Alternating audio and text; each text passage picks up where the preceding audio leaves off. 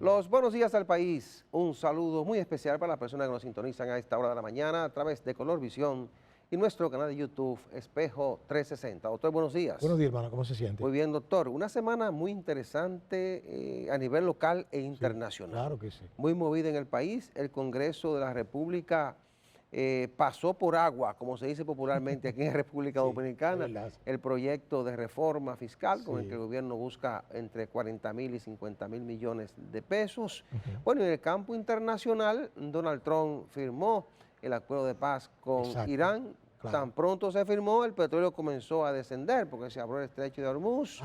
Y bueno, hay una señal, ¿verdad?, positiva hacia los mercados bursátiles, a los mercados petroleros, y eso le da un respiro a las economías ahora. Así que hay muchas cosas interesantes que conversar con ustedes en el día de hoy. Vamos a la pausa, regresamos en unos minutos aquí en Espejo 360. Bueno, en la medida que fue avanzando el tiempo después de que Estados Unidos atacó a Irán en febrero pasado, la situación económica del país se fue empeorando. El gobierno tuvo que tomar una serie de medidas y entre las que se plantearon está una reforma fiscal que se sometió la semana pasada y que fue conocida y aprobada por el Senado y la Cámara de Diputados en tiempo récord. 5 días tardó el Congreso para que se enviara, que se tramitara por ante ese hemiciclo, se enviara a comisión, 2 lecturas consecutivas y aprobada. Se envió a la Cámara de Diputados el pasado jueves, le dieron 2 lecturas consecutivas, impusieron su mayoría y la enviaron de inmediato al Poder Ejecutivo. Es decir, que el presidente Luis Abinader culmina esta semana con su proyecto aprobado, doctor. Y bueno, nosotros dijimos en diferentes ocasiones que el país realmente necesita una reforma, que el gobierno necesita más recursos, lo está buscando con esta reforma, que también dijimos que es equilibrada, pero al producirse un acuerdo entre Estados Unidos e Irán, el panorama internacional cambió. La presión que estaba teniendo República Dominicana, o que estaban teniendo todos los países con respecto a los precios del petróleo y sus derivados, la gasolina, el gasoil, etcétera, etcétera, esa realidad cambió. Entonces, viendo esa situación, la oposición política le dijo al gobierno dominicano, no es que ustedes no necesitan 40.000 o 50.000 millones de pesos. El presidente Leonel Fernández y el PLD le dijeron, es que no lo necesita. Es que si ha consumido una parte de lo que tenía para los subsidios, bueno, no necesita 40.000, quizás necesita menos, no se necesita una reforma como la que está planteando el gobierno. Y por eso el PRM, que controla el Congreso, le dio a todo vapor al proyecto de reforma y lo aprobaron en tiempo récord, doctor, como decía. 5 días. Lo enviaron, se introdujo, envió a comisión, aprobado y enviado al Ejecutivo. A mí como ciudadano del común me llama mucho la atención que nuestro augusto Congreso, cuando se trata de impuestos, cuando se trata de préstamos, son sumamente ágiles. Pero cuando se trata de otras cosas, como son que van en beneficio de la población, que es la que al final de cuentas debe tenerse en cuenta. Mire cómo está el código laboral ahí. ¿Usted comprende? Dando vueltas. No le interesa. Entonces, ahora bien, en lo que respecta a esos puntos de esa reforma disfrazada, como yo le llamo, porque no fue consensuado eso tampoco. No fue consensuado porque la oposición dijo que no. Bueno, pero con la oposición usted nunca va a tener consenso. No, exacto. Ahora, pero en beneficio del gobierno hay que decir que con los sectores económicos y sociales sí lo consensuaron, porque no ha habido críticas. Pero lo que pasa es que siempre yo he afirmado que a los políticos no les interesa que el gobierno haga las cosas bien. Solamente les interesa sus beneficios, o sea, sus intereses, valga la redundancia. Entonces, lo que yo me pregunto ahora, ¿qué va a hacer el gobierno con una serie de cosas que obviamente se vieron afectadas por esa situación de crisis que ya no existe?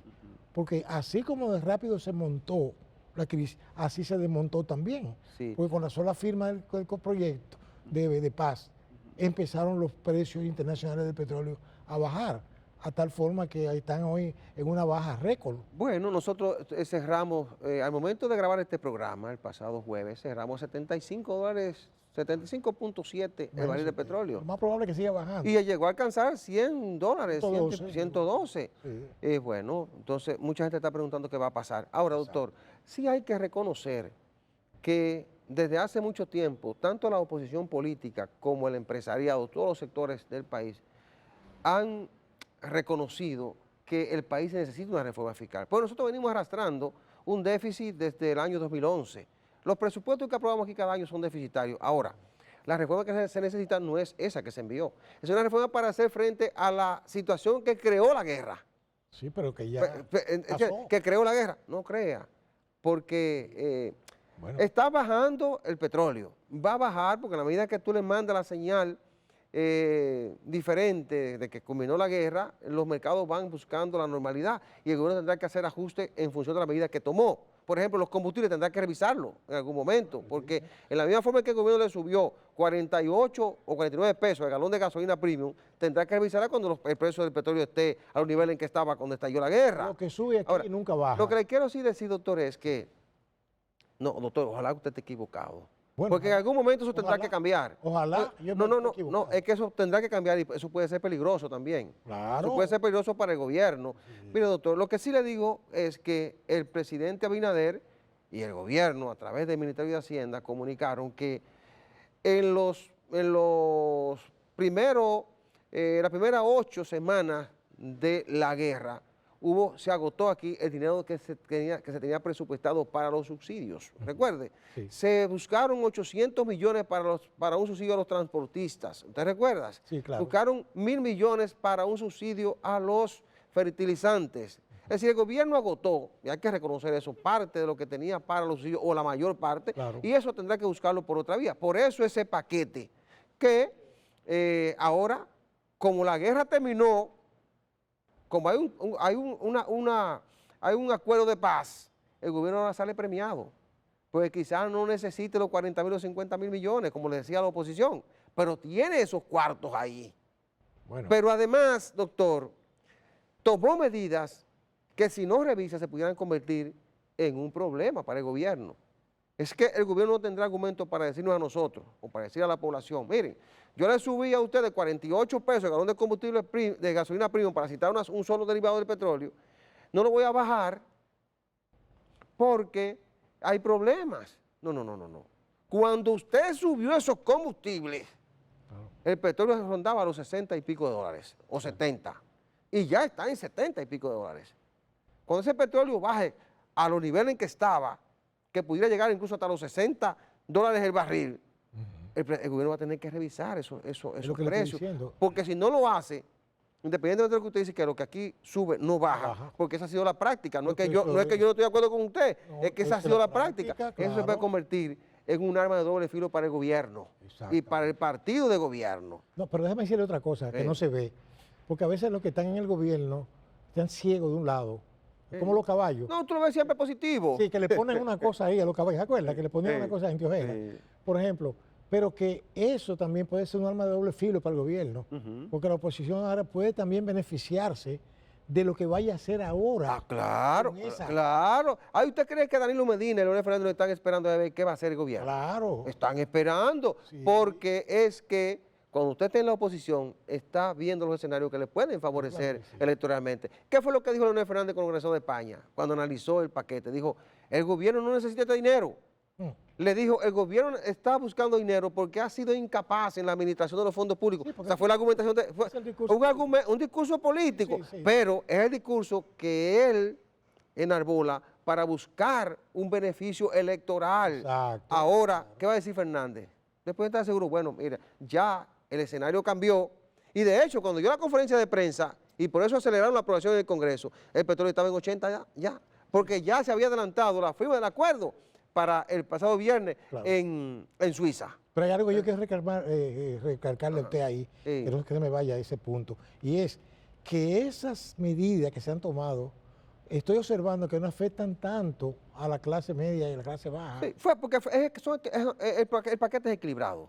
Eliminarle por ejemplo, el anticipo a la microempresa, eso es positivo. Claro. Revisar el impuesto sobre la renta cuando usted vende una propiedad, bajarla de 25 a 10%, eso es positivo. No, y que le han subido a los que más ganan, a los que más tienen, le han subido más. Bueno, la mayor parte de los recursos se van a buscar con el impuesto de los $10 a los pasajes aéreos, que eso pudiera ser problemático para un país que tiene la mayoría de sus ingresos del turismo, y grabando los grandes salarios a partir de los 400,000 pesos mensuales y las empresas que tienen beneficios por encima o que manejan más de 1.000 millones de pesos al año, ¿verdad? Que le han colocado un 30% de impuesto sobre la renta. Sí, de salario, yo tengo entendido que se va a mantener entonces el quintil, como se le llama, hasta los 39,000 y pico. 900 pesos. 900. Sí. Eso alivia un poco. Habría que ver qué pasa, porque es muy posible que haya una decisión del Tribunal Constitucional en los próximos días, porque hay un proyecto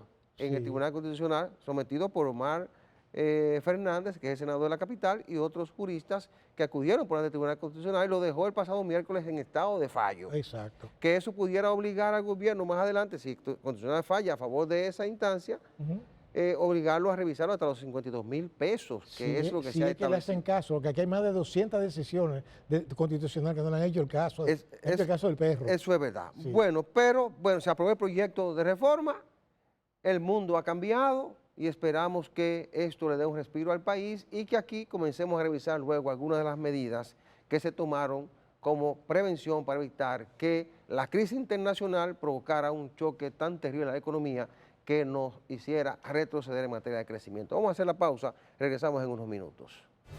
Nos acompaña el ingeniero Rafael Salazar, administrador general de la empresa de generación hidroeléctrica EGI. Con Salazar vamos a hablar de la generación de energía limpia, las nuevas presas y los proyectos para seguir aportando la generación de energía. Ingeniero, bienvenido a Espejo 360.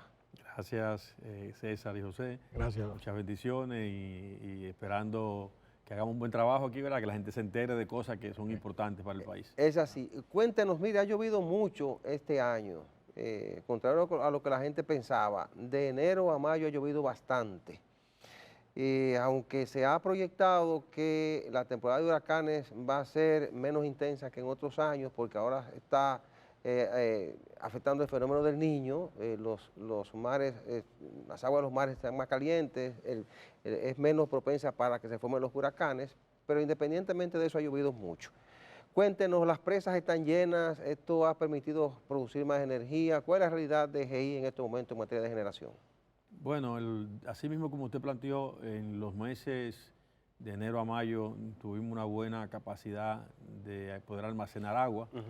Eso nos ha permitido tener, digamos que en buen nivel los embalses. No están llenos, pero están en buen nivel. Y hemos podido mantener una generación por encima del promedio que teníamos estipulado. Por ejemplo, hoy mismo, yo acabo de mandar hace un ratito los megas que tenemos disponibles al sistema. Hoy son 521 megas, que es bastante bueno para la época. Disponible para las horas pico, donde más se necesita, donde más dificultad hay. Y entonces eso es importante para el sistema. Quiero decirle que anoche, y la gente, quizá alguno lo ha visto porque se subió una nota, pero anoche se rompió el récord de consumo de energía del país en un día. Por el calor. Por el calor. Sí. Anoche sí se llegó a 4.078 el punto máximo de consumo en un momento dado, mega, el punto máximo de consumo en un momento dado. Y eso va a ser, el récord se va a romper varias veces este año porque el calor ha aumentado, estamos en una época bastante seca, con pocas lluvias, pero es importante que la gente sepa que cada año se va rompiendo el récord, cada año tenemos que aumentar en nuestra matriz energética por las diferentes alternativas que hay y los proyectos que entran, va a aumentar siempre alrededor de 100, 200 megas al año anterior, el consumo máximo, y el país tiene que irse preparando porque eso lo que significa es, además de que el calor digamos, arreciado un poco, también significa que que el desarrollo que va de mano con la energía, que va de mano con el agua, sigue el país en vía de fortaleciendo el desarrollo y además también digamos, también llevando bienestar a la gente en las diferentes poblaciones. Eso no significa que no hay problema, claro, es un problema, claro, pero para eso estamos, para afrontarlo. Esa generación que está logrando EGI, ¿qué representa en términos generales en el país? Bueno, nosotros ahora mismo estamos entre el 10 y el 15% de la energía que se sirve en el sistema, en la matriz energética nacional. Con una proyección a subirla, lógicamente también va subiendo la demás energía, pero la proyección de nosotros con los proyectos que tenemos en carpeta y el Master Plan de Energía que tenemos planificado de aquí al 2030, haber iniciado por lo menos 1000 megas más de energía, la mayoría de almacenamiento, que es la energía estratégica que necesita el país en este momento. Entonces eso nos va a llevar a una mayor cantidad en la participación, además de ser la más estratégica de las energías del país, no solamente por lo oportuna, que la tenemos disponible como si fueran baterías de agua, como si fuera almacenamiento en las presas, también por el tema de que evitan divisas, gastos de divisas del país, evitan contaminaciones, además las presas normalmente tienen otros usos, agua potable para acueductos, agua para irrigación y también, digamos, un ambiente de ecodesarrollo en las comunidades donde están los embalses, las presas, y eso es importante para el país. Ingeniero, yo siempre he observado que hay muchos factores que propenden a que el país vaya perdiendo la capacidad de producción. Usted mencionó uno, ese aumento del calor es algo climático, ¿verdad? Pero yo veo también que aquí ha habido mucha depredación, por ejemplo, en las zonas de los ríos, y ya esa política que había de sacar materiales para construcción en ciertos ríos, las cuencas, eso está controlado aquí, porque eso afecta mucho, ¿verdad? Digamos que hay deuda con eso todavía. Ha mejorado, sí, ha mejorado, pero hay deuda con eso todavía.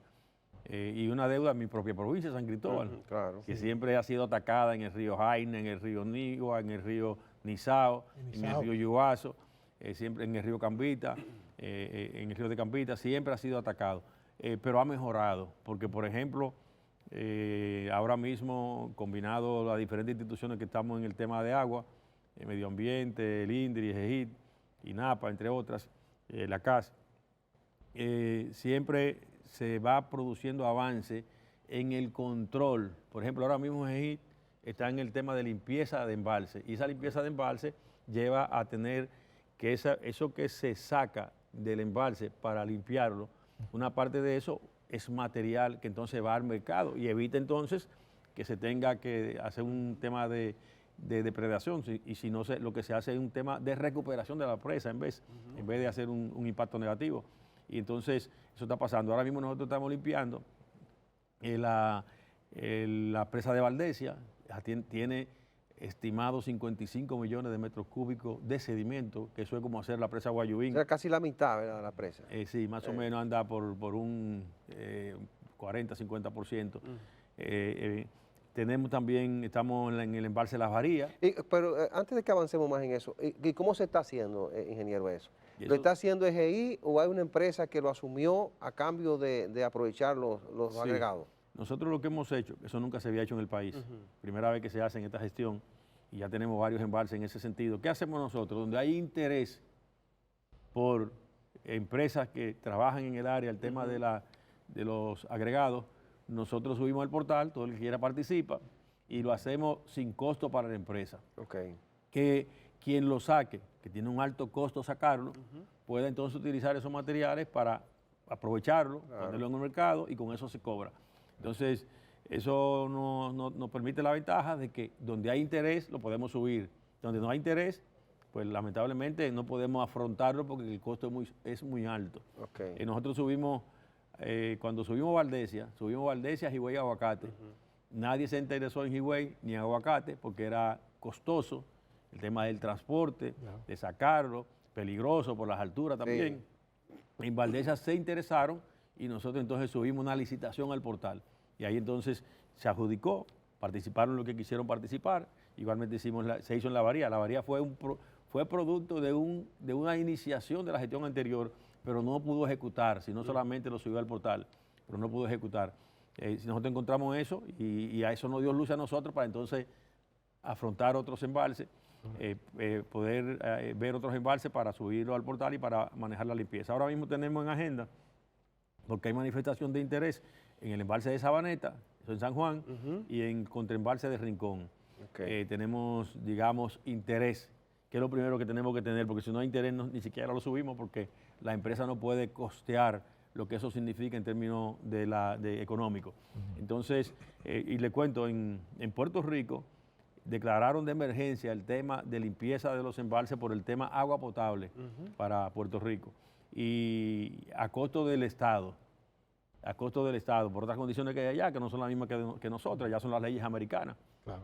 Y entonces, en el embalse de Carraízo, el primero que están haciendo, lo contrataron en 107 millones de dólares, la limpieza. Wow. Y eso es igual, el mismo tamaño que el embalse de Las Varías. Nosotros estamos haciéndolo a 0 pesos, lógicamente. El que está trabajando es porque significa un negocio para ellos. Claro. Sacan el material, el que lodo lo tienen que colocar donde diga medio ambiente, y el que es material aprovechable para el tema de construcción, entonces lo pueden comercializar. Mire, ingeniero, el gobierno está trabajando en el proyecto para traer agua potable de Atillo a la capital. En estos días escuché, creo que a Wellington Arnaud o a Fellito Suberbí hablar de eso en Cotuí y en una reunión que estuvo aquí en la zona oeste de la capital con las juntas de vecinos y representantes comunitarios. ¿No es más barato para el gobierno recuperar ese espacio que se ha perdido con sedimento en Higüey Aguacate, que usted dice que no se interesaron por extraer esos materiales para venderlo, como ocurrió con Valdesia, que traer esa agua de Atillo? Porque se pudiera almacenar más agua en habían varias alternativas. El tema de recuperar los embalses da la posibilidad de tener más agua para aprovecharla, pero habían varias posibilidades, y eso era CAS que ha estado trabajando ese tema. Y se analizó una presa en Jaina, una presa en el río Jaina, no en Jaina, sino en el río Jaina, en la zona de Villa Altagracia, lindando con el Distrito Nacional, en la zona hacia el Cibao, y también se analizó en el río Sama, y se analizó entonces también la de Atillo. Entonces, la de Atillo tenemos el embalse hecho, con un gran volumen de agua, es el embalse más grande, junto ahora con el embalse de San Juan, el Monte Grande. Entonces, la factibilidad económica en el ejercicio que se hizo señaló que era más factible, los tres eran buenos, pero que era más factible en este momento por la cantidad de agua que hay en el embalse, ese embalse también dura la mitad del año que vierte agua. Entonces se entendió y se analizó, y en términos económicos también, de que era más factible, era más garantía y más factible en términos económicos. Usted que participa en las reuniones del sector agua como administrador de EGI, ¿se ha definido por dónde va a venir la tubería? ¿Por la zona de Cotuí, Monteplata, o vendrá por la autopista Duarte? No conozco la ruta, no. Eso ya es un tema de la CAS. Yo sé que han estado desarrollando la propuesta, pero no conozco el detalle de la ruta, no. Mire, Monte Grande, ¿ya ustedes comenzaron a trabajar el proyecto para generar energía ahí? Sí, el proyecto está contratado por el INDRI, que hizo la presa y también tiene la construcción de la hidroeléctrica. Cuando ellos terminen... ¿Se la entregan a ustedes? Nos la entregan a nosotros. Ellos justamente están en el portal en este momento. Y justamente en los próximos, digamos, en julio, agosto, deben adjudicarse y debe entonces comenzar a trabajarse ya ese proyecto de la hidroeléctrica de Monte Grande. Eso va a ser también importante para nosotros en la zona. Nos va a aportar alrededor de entre 13 y 15 megas más, que son importantes para la matriz energética nacional. Preguntarle algo que siempre se me escapa. José María en una ocasión estuvo en Taiwán, ¿verdad? Y ayer observó algo que llamó su atención, y es que en diferentes lugares hay pequeñas presas que suplen energía, la necesaria. Aquí nunca se ha contemplado esa posibilidad, porque hay mucho curso de agua aquí. Sí, lo que pasa es que para producir energía tiene que haber una diferencia de altura, un nivel de altura a donde el agua, digamos, se represa, a donde cae. Entonces ese nivel, esa diferencia de altura que te puede dar la producción de energía. ¿Qué estamos haciendo nosotros? Y ahí entramos a la otra parte de Master Plan, que tenemos proyectos de hidrobombeo, que son altos productores de almacenamiento de energía. Correcto. Y entonces, con pequeños embalses, un pequeño embalse superior, donde la geografía lo permite, entonces se construye una productora de energía, digamos una batería de agua, para que la gente lo entienda mejor. Y ahora mismo tenemos el primer proyecto de hidrobombeo del Caribe, de República Dominicana, que está en la zona de San Juan, en la zona de Sabaneta. Exacto. Estamos en la fase final ya para subir al portal, que está revisando, ya se hizo el estudio, ya se hizo el diseño. Ahora estamos validando esos estudios, esos diseños, para entonces poder subir al portal. Ese va a producir 250 megas por 8 horas. Por 8 horas, que es la mitad de casi el 40% de lo que producimos nosotros actualmente. Pero nosotros tenemos ahí 4 posibilidades de hidrobombeo, que suman entre los 4 más de 1000 megas. Wow. Nosotros tenemos en la zona de Santiago, de la Sierra de Santiago, donde estaba el proyecto de las placetas, que ahora se convirtió en hidrobombeo, que es un proyecto más pequeño y produce más energía. Tenemos también 4 posibilidades, que entre las 4 posibilidades suman alrededor de 1350 megas, que es el doble de lo que producimos actualmente en EGI. Claro, claro. Entonces también tenemos en la zona de Guaigüí otros proyectos estudiados de hidrobombeo, que junto con la construcción de la presa que está haciendo ahora de Guaigüí, también tienen una alta producción. O sea, tenemos sobre la mesa, en tema de energía, con los proyectos de hidrobombeo, en el Master Plan de Energía de EGIT, amplias posibilidades de poder suplir en almacenamiento energía limpia, energía de calidad, energía constante y energía a bajo costo. ¿Esos proyectos de hidrobombeo, para qué tiempo estarán más o menos?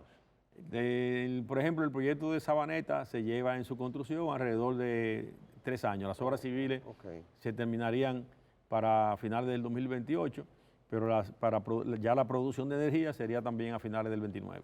¿Ustedes tienen ahora mismo algún proyecto de hidrobombeo generando? No, el primero que se va a hacer en el Caribe, es el primero. No, pues yo lo pregunto, porque estuve en estos días en Jarabacoa, en el salto famoso ese que hay en Jarabacoa. Jimenoa. Sí, ustedes tienen una planta ahí y bueno, el agua la dirigen por una tubería. Yo creía que producían por hidrobombeo en esa zona. No, eso es por un embalse natural, o sea, lo normal, lo clásico. Es una represa, está represada, y por el salto que tiene, nos produce, fue la primera de República Dominicana, Jimenoa. Y entonces, eso fue en el 50 y pico, 1950 y pico, y entonces ha sido, digamos, muy útil, y digamos que el primer proyecto de generación con agua en República Dominicana fue ese.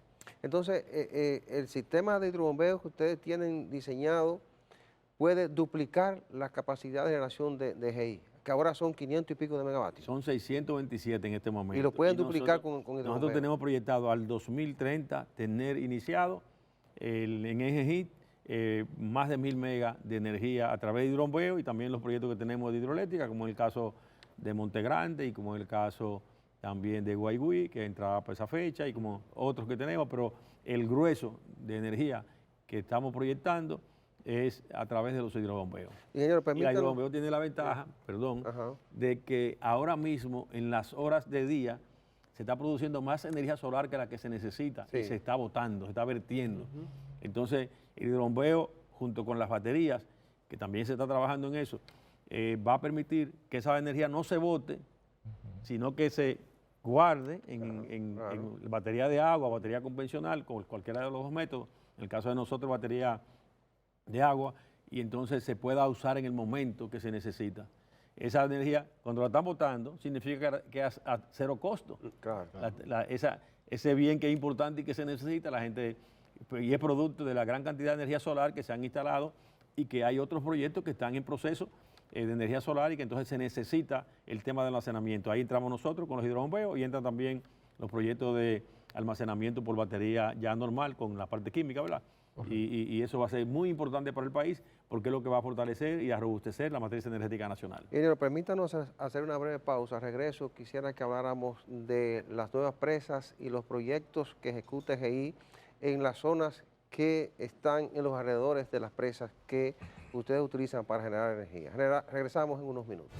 Continuamos con esta interesante conversación con el ingeniero Rafael Salazar, administrador general de EGI. Ingeniero, ¿cuáles son los nuevos proyectos en carpeta de EGI? ¿Cuántas presas tenemos listas para construir con fondos, lo que ustedes generan, ¿verdad?, con la energía que le venden a las distribuidoras? Por primera vez en la historia, EGI va a tener 3 presas al mismo tiempo en construcción. ¿Cuáles son esas? Guayuín, que la estamos terminando, Guaigüí, que se reinició el año pasado y está en una fase de varios trabajos ya adelantados, y va a entrar en una fase de, digamos, fuerte a partir del mes de septiembre. Y tenemos la Gina, que ya se adjudicó en Baní. La Gina. Ya se adjudicó, y entonces está la firma de contrato, que esperamos que la semana que viene ya se firme el contrato e iniciemos ahora en el mes de julio ese proyecto. Entonces vamos a tener por primera vez en la historia 3 presas al mismo tiempo, que una sola vez tuvimos 2 presas al mismo tiempo en las gestiones de la historia de EGI. Y eso es muy importante, además de los diferentes proyectos de bombeo, de limpieza de presa y de los proyectos solares que también hicimos uno y tenemos uno en ejecución, pues esos son para apoyo al hidrobombeo y proyectos también eólicos que tenemos listos, pero también serán ejecutados cuando el hidrobombeo esté en terminación, porque van a ser en apoyo también a los hidrobombeos. En esas 3 presas, ¿cuánto estaría invirtiendo EGI?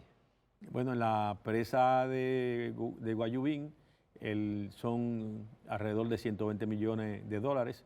En la presa eso sube un poco más porque se hizo los estándares de controles de presa cambiaron y hubo que robustecer el diseño que tenía esa presa, y eso lo aumentó un poco el costo de esa presa. Pero eso fue por estándares internacionales de los protocolos de seguridad que tiene la presa, que cambiaron recientemente. Y nos adaptamos entonces a esos cambios. Y entonces la presa de Guaigüí anda alrededor de 350 millones de dólares. Es elevada, ¿eh? Sí, esa es elevada. Pero tiene los beneficios que trae, al final resulta muy barata, por los beneficios que devuelven las diferentes, en temas de acueducto, de agua potable, de irrigación y de energía. Y el control de las inundaciones. Control de avenidas también, que ayuda mucho. Y tenemos entonces la de la Gina en Baní, que también anda por los 110, 120 millones de dólares, la construcción de ese embalse, y es muy importante para la matriz energética nacional, para la matriz de agua nacional y para lo que son, digamos, el aprovechamiento de un bien tan importante que tenemos y que cada día es más importante poderlo manejar correctamente, como es el agua. ¿Eso está proyectado a cuánto? ¿A 3 o a 4 años la construcción? La Gina está proyectada a 3.5 años, 3 años y medio. Guaigüí debe terminarse 2029-2030, Guaigüí. Y entonces, Guayubín este año, a final de año, ya le entregamos esa obra. Bueno, una inversión elevada, más de 600 millones van a invertir ustedes en esas 3 presas. Sí, más de 600 millones. Sí. Mire, ingeniero, yo siempre he observado que la mayoría de los proyectos se concentran en la zona central y en la zona norte. Yo que soy del sur profundo y casi profundo, salvo que no sea que ahora con el proyecto de Pedernales. ¿Le hicieron Monte Grande, doctor? Sí. Monte Grande, ¿no? Y el hidrobombeo, que es el primero, que son 300 y pico de millones de dólares, es allá en San Juan. ¿Sabe por qué yo se lo digo? Sí. Porque nuestra zona es muy montañosa. Sí, tenemos y por esa ahí ventaja. hay muchos ríos importantes. Por ejemplo, el río más caudaloso, tengo yo entendido, usted me corregirá, es el Artibonito. Me parece que es el río más largo. Ahí tenemos un proyecto, pero no lo tenemos paralizado. Ese tiene presa, hidrobombeo y solar. Exacto. Lo tenemos listo, pero lo tenemos paralizado porque como el río entra al hermano país de Haití, entonces como no hay con quién tener comunicación y decisión, entonces el proyecto lo tenemos listo para en el momento que se pueda. Eso no se sabe cuándo comenzará, usted oye, ingeniero. No se sabe cuándo comenzará. Yo espero que pueda tener, que las condiciones se den, porque también nos conviene que nuestro hermano país esté en mejores condiciones. Es así. Y entonces, además de las presas, ¿cuáles son los demás proyectos que están ustedes desarrollando energía solar, decía usted. Sí, le dije el tema de hidrobombeo, sí, que tenemos varios proyectos, ya tenemos unos para licitar. Tenemos los temas tanto de la presa, como también lo de limpieza de presa. Cuando tú limpias una presa, tú estás creando volumen de agua como si fuera otra presa. O sea, claro, digo que, por ejemplo, el tema de Valdesia es 55 millones de metros cúbicos de sedimento que están previstos a extraer de esa presa. Y la presa de Guayubín justamente tiene 55 millones de galones de agua de almacenamiento. O sea, es como construir Guayubín. Sí.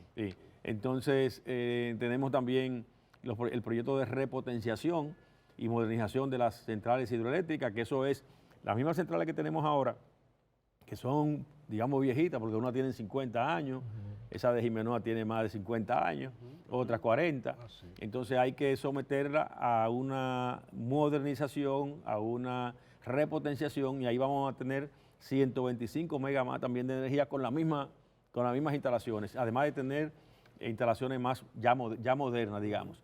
Entonces tenemos también los proyectos de energía renovable, eólica y solar. Eso lo tenemos ahora mismo terminando un proyecto que estaba iniciado, pero paramos a continuar, a que se continúen, paramos esa continuación de proyectos en esa línea de renovable, porque van a ser en apoyo a la repotenciación, y los proyectos de repotenciación van a estar listos a partir del 2029.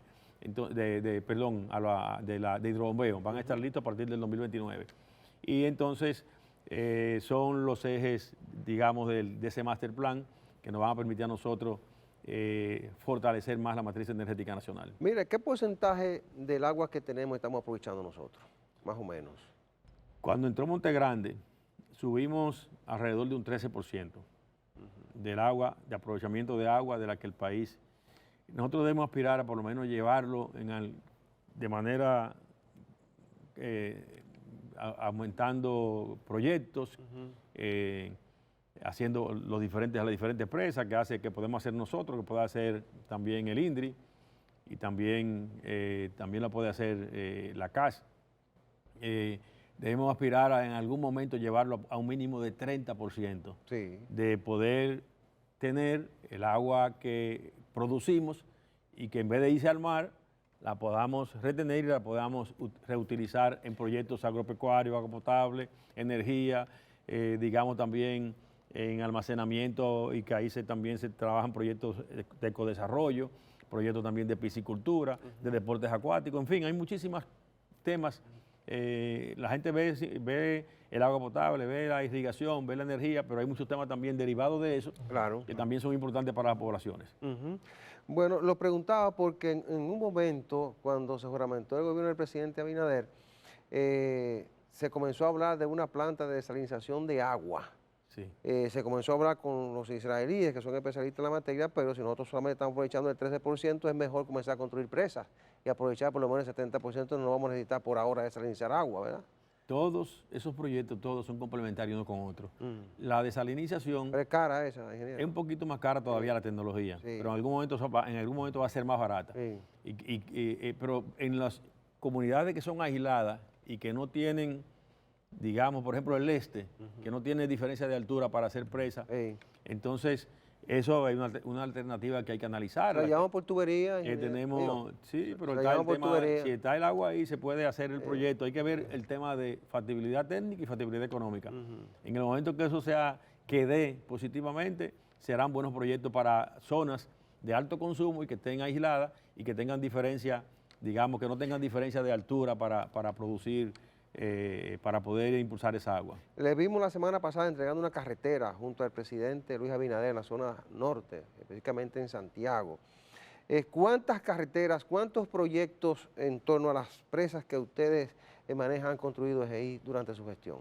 Bueno, nosotros en un momento dado llegamos a tener 300 proyectos. 300 proyectos. Sí, y eso primera vez en la historia que la empresa puede hacer tanto proyectos en conjunto. Cualquier comunidad donde tenemos instalaciones ha sido impactada con proyectos de la empresa, porque esa era una deuda social digamos, lo que es la parte corporativa de la empresa con las comunidades cercanas a nuestras instalaciones, que son aliadas a nosotros. Entonces, la empresa nunca había tenido 50 proyectos juntos y nosotros llegamos a tener 300. Ya estamos bajándolo porque ahora estamos concentrados en el Master Plan de Energía. Ahora mismo nos quedan alrededor de 200 y algo bajitos. Y la idea es que al final de este año bajemos a 100 y pico. Para el año que viene, lo que nos quede en terminarlo, comenzar algunos, pero estamos concentrados en los proyectos de hidrobombeo, en los proyectos de presa, en los proyectos, terminar la repotenciación, la limpieza de embalse, y eso nos ha enfocado los recursos después que tenemos el Master Plan en esos proyectos que son muy importantes y que hemos tenido que, digamos, especializar esos recursos para eso. Ingeniero, fíjese. Pero toda la semana estamos inaugurando. La semana que viene tenemos la inauguración de la toma de agua de Bonao, que nos tocó a nosotros restaurarla, rehacerla. Tenemos siempre, cada mes tenemos alrededor de 8 o 10 proyectos que inaugurar y tenemos esa rutina por lo menos hasta diciembre de este año en lo que son los impactos en las comunidades. La decisión de construir esas obras es devolverle a las comunidades parte de lo que producen. Nosotros tenemos un compromiso social corporativo con las comunidades que están cercanas a nosotros, donde nosotros tomamos el agua, donde nosotros producimos energía y donde también esos embalses se usan para otros usos. Y entonces tenemos ese compromiso social. Imagínate, comunidades cerca de la presa que no tienen agua, que no tienen electricidad, que tienen carretera mala, que le falta un cuartel de policía. Todo eso nos beneficia a nosotros. Y el también. Estado sacando dinero. Sí, todo eso nos beneficia a nosotros. Nosotros somos los representantes del Estado en lo que son esas instalaciones que son las presas y las hidroeléctricas. Entonces, ha sido parte de la política, pero siempre había muchas limitaciones. Nosotros hemos abierto más el apoyo a las comunidades con esos tipos de proyectos y de verdad que hemos tenido un gran impacto en Santiago, en la Sierra, en La Vega, en la zona de Tavera y Jarabacoa y Buenavista, en San Cristóbal, en la zona de Cambita, Los Cacaos, Yaguate, en San Juan, en Azua, donde quiera que tenemos instalaciones, en Sánchez Ramírez, que estamos haciendo el bulevar ecoturístico de Atillo, y en Bonao, que es la provincia madre de las aguas, ¿verdad? Y que desde ahí tenemos también varias instalaciones, en La Vega, en sentido general, en Nagua, donde quiera que tenemos hidroeléctrica, nosotros hemos impactado en temas que son muy importantes para esas comunidades y para el país, lógicamente, también nos benefician a nosotros. Claro. Porque una carretera buena para llegar a las instalaciones beneficia a las comunidades, Claro que sí. pero también nos beneficia a nosotros. Un cuartel que va a beneficiar, como el cuartel, por ejemplo, de Cambita, que beneficia la seguridad de la zona, pero también nos beneficia a nosotros, que tenemos más seguridad y en mejores condiciones esa gente que nos genera la seguridad. Sí, sí, ingeniero. Uno de los factores que yo veo que disminuye mucho la capacidad de las presas es la sedimentación. Entonces, eso tiene que ver con la reforestación. Yo lo que pregunto es, ¿no hay aquí como un proyecto general que involucre Ministerio de Medio Ambiente, que se entiende que tiene algo que ver con eso, el mismo organismo que usted dirige, INDRI, etcétera, como todos a una, como Fuente Ovejuna, pero para reforestar las cuencas, que tengo entendido que eso disminuiría la... Sí, eso es muy importante. Yo le decía que hay una deuda, digamos, social del Estado. Claro. Con las cuencas, con la comunidad en ese sentido, y sí, eso es muy importante. Y de hecho hay muchos esfuerzos, y se han ido mejorando esos esfuerzos, pero hay que seguir, digamos, que sea como si fuera una sola unidad, aunque participe mucha gente, muchas instituciones, para hacer más efectivos esos esfuerzos. Porque usted hacer un operativo de ir a sembrar árbol a una zona es importante, no deja de ser importante, pero cuando tú conectas medio ambiente, el INDRI, el GEGIT, el tema de una PRE, donde está Roberto Santana, que tiene una cantidad de personal que se está... Trabajo en equipo. Exactamente. Sí. Cuando tú conectas todas las instituciones, las alcaldías, se puede tener mejores resultados. Nosotros tenemos un proyecto en la cuenca de Nizao, de reforestación, que hemos estado trabajando en eso. Tenemos otro ahora en la zona de Sabaneta, que le hemos estado trabajando con el Plan San Juan, y la institución de UNAPRED, que dirige Roberto Santana, que nos pone a disposición todos los privados de libertad que están en medio libre, que ya van a salir, que le queda poco tiempo, y ellos entonces hacen una labor positiva para el país y pueden entonces aportar en ese sentido. Y eso es bellísimo hacer eso. También tenemos acuerdo con el Plan Sierra, hemos tenido acuerdo con el Plan Sierra. Muy importante. También con el Plan San Juan, en el caso de San Juan, y con la Universidad ISA, con la universidad también, con la PUCA, con el tema también con el tema de agua del Cibao, la organización que maneja el agua en el Cibao, en zona norte. En fin, tenemos varios acuerdos que cada vez que podemos empujar proyectos de este tipo, entonces le damos un empujoncito para que pueda, pero ciertamente hay que seguir cohesionando los esfuerzos en que se vea como que es una sola unidad con un solo plan, y debe ser dirigido por medio ambiente. Claro que sí. Mire, ingeniero, finalmente, de manera breve, el PRM se reúne el 21 de agosto, ¿verdad?, para definir qué va a hacer, ¿verdad? No, el 21, este domingo próximo. Es el próximo. El próximo domingo, 21 de junio. El 21 de junio.